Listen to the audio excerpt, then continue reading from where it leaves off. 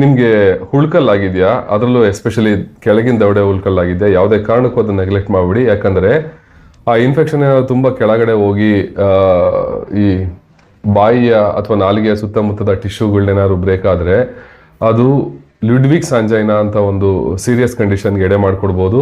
ಏನಪ್ಪ ಈ ಲುಡ್ವಿಗ್ಸ್ ಆಂಜೈನಾ ಅಂತಂದರೆ, ಈ ಟಿಶ್ಯೂಸ್ ಈ ಲೋಯರ್ ಜಾಯಿಂದ ಇನ್ಫೆಕ್ಷನ್ ಸ್ಪ್ರೆಡ್ ಆಗಿ ಹಂಗೆ ಕೆಳಗಡೆ ಎಲ್ಲ ಟಿಶ್ಯೂ ಅಲ್ಲಿ ಸ್ಪ್ರೆಡ್ ಆದರೆ ಇಲ್ಲೊಂದು ಲೂಸ್ ಏರಿಯೋಲಾರ್ ಟಿಶ್ಯೂ ಇರುತ್ತೆ, ಲೂಸ್ ಒಂದು ಜಾಗ ಇರುತ್ತೆ. ಆ ಜಾಗದಲ್ಲಿ ಏನಾದ್ರು ಪಸ್ ಕಲೆಕ್ಟ್ ಆದರೆ ಅದನ್ನ ಲುಡ್ವಿಗ್ಸ್ ಆಂಜೈನಾ ಅಂತೀವಿ. ಅವಾಗ ಈ ಗದ್ದದ ಕೆಳಗಿನ ಭಾಗ ಫ್ಲೋರ್ ಆಫ್ ದ ಮೌತ್ ಅಂತ ಏನು ಕರಿತೀವಿ ಅದು ಊದ್ಕೊಳ್ಳುತ್ತೆ. ಅದು ಊದ್ಕೊಂಡಾಗ ಉಗುಳು ಕೂಡ ನುಂಗಕ್ಕಾಗದೇ ಇರೋಂಥ ಪರಿಸ್ಥಿತಿ ಬರುತ್ತೆ. ಆಮೇಲೆ ಇನ್ನು ಸ್ವಲ್ಪ ಕೆಳಗೇನೆ ನಮಗೆ ಉಸಿರಾಡೋವಂಥ ಜಾಗ ಇರುತ್ತೆ, ಲ್ಯಾರಿಂಗ್ಸ್ ಅಂತ ಕರಿತೀವಿ. ಆ ಲ್ಯಾರಿಂಗ್ಸ್ ಏನಾದ್ರು ಎಡಿಮಾ ಬಂತು ಅಂತಂದರೆ ಉಸಿರಾಡೋಕ್ಕೂ ಕೂಡ ಕಷ್ಟ ಆಗ್ಬೋದು. ಈ ಥರದ ಒಂದು ಕಂಡೀಷನನ್ನು ನಾವು ಆಪರೇಷನ್ ಮಾಡಿ ಆ ಪಸ್ ತೆಗಿಬೇಕಂತ ಪರಿಸ್ಥಿತಿ ಬರುತ್ತೆ. ಅದು ತುಂಬಾ difficult situation for the patient, ಡಾಕ್ಟ್ರಿಗೂ ಇಬ್ಬರಿಗೂ ಕೂಡ.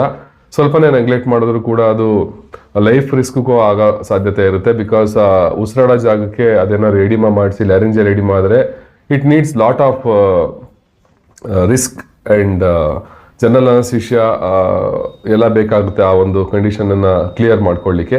ಹಾಗಾಗಿ ಒಂದು ಉಳ್ಕಲ್ ಅಲ್ವಾ ಅಂತೇಳಿ ಉದಾಸೀನ ಮಾಡಿ ಲೋಕಲ್ ಏನೋ ಒಂದು ಟ್ರೀಟ್ಮೆಂಟ್ ತೊಗೊಂಡು ಸುಮ್ಮನೆ ಆಗ್ಬಿಡೋದ್ರ ಬದಲಿಗೆ ಡೆಂಟಿಸ್ಟ್ ಹತ್ರ ಹೋಗಿ ತೋರಿಸ್ಕೊಳ್ಳಿ.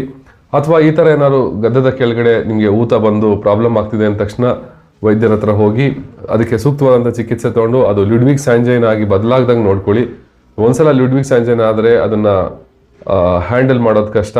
It is serious condition to be handled. ಅದಕ್ಕೆ ಅದು ಆಗದಂತೆ ನೋಡ್ಕೊಳ್ಳಿ.